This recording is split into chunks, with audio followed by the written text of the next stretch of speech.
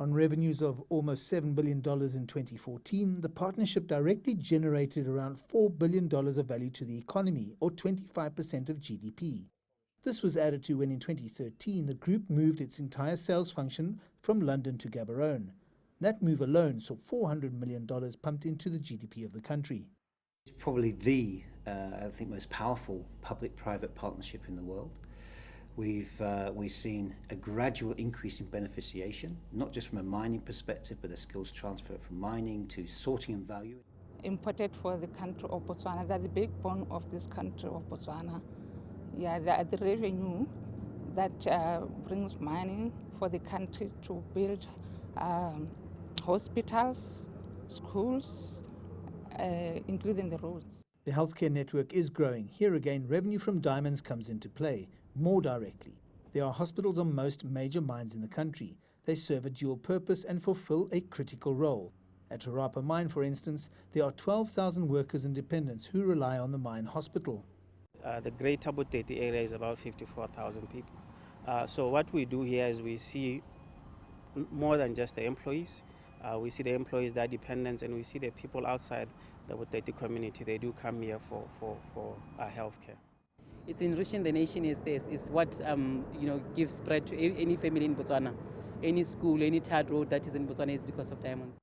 It's also about telecommunications. Recently listed Botswana Telecommunications Corporation has gone to the local population to raise additional capital. It's got ambitious plans focused on mobile data and ADSL, but it's also about existing infrastructure. We still want to make sure that our copper network is made use of and still available for. We need to, milk those last few tables from there. On a broadband level, the government created a standalone entity to manage its business and infrastructure development.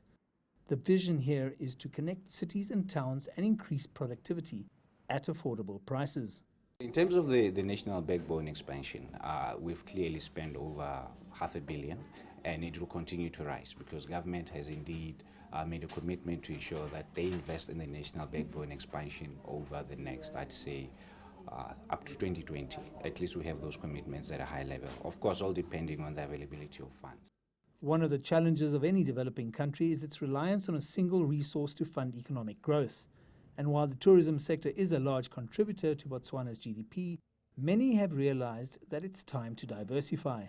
Importantly, we've seen opportunities for small and medium enterprises to really start to open up and offer more of a service culture. And that's the trajectory we're on. We've still got a way to go, I think, here in Botswana, but certainly we're looking forward to seeing that gradual diversification away from the dependency on diamonds that we've had so far to date. It's been a long-term partnership and it is paying dividends because infrastructure is starting to develop and keep pace with the economic requirements of the locals and the business community.